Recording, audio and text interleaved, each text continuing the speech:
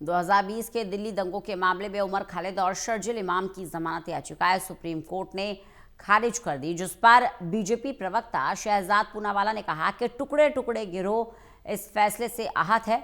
उमर खालिद और शर्जिल इमाम को न केवल कांग्रेस बल्कि उसके समर्थकों से भी सहानुभूति मिल रही थी, बल्कि विदेशों से भी पत्र आ रहे थे।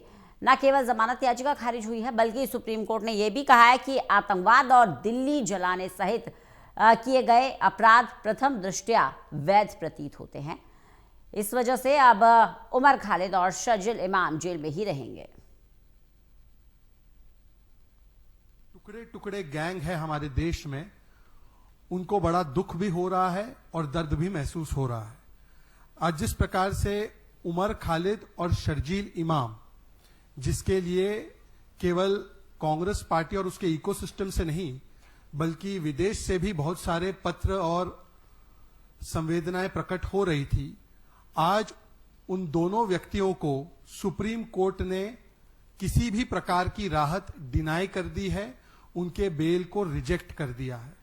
और केवल बेल रिजेक्ट ही नहीं किया बल्कि ये भी कहा कि जो इस प्रकार का अपराध उन्होंने किया है, प्रथम दृष्टया आतंकवाद और दिल्ली को जलाने के जो भी चार्जेस उनके खिलाफ लगाए गए हैं, वो प्रथम दृष्टया सही साबित होते हैं।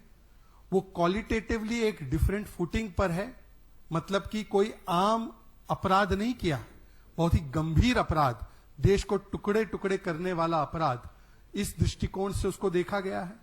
और यह भी कहा गया है कि जिस प्रकार से उन्होंने ये कृत्य किए, ये दिखाता है कि जो दिल्ली में दंगे किए गए वो दरअसल संयोग नहीं, सोचा समझा प्रयोग भी नहीं, मैं तो कहूंगा हिंदू विरोध का और यही M factor, vote bank factor का सबसे बड़ा उद्योग था। ये दंगे जो थे वो स्पॉन्टेनियस नहीं, स्पॉन्सर्ड थे। ये जो दंगे हुए वो ऑर्गेनिक नहीं बल्कि ऑर्गेनाइज थे। और उसके पीछे की मंशा थी कि यहां पर, जैसे अभी हमने हाल ही में कई देशों में देखा है, जिसके लिए दुआ इबादत भी रोज कांग्रेस के लोग, समाजवादी पार्टी के लोग करते हैं, कि हिंसात्मक रूप से यहां पर सत्ता का तख्ता पलट करवाया जाए। इस दृष्टिकोण से यहां पर हिंदू विरोधी नरसंहार जिस प्रकार से 1000 वर्ष पहले भी हमने देखा था, उसी प्रकार से करवाया गया।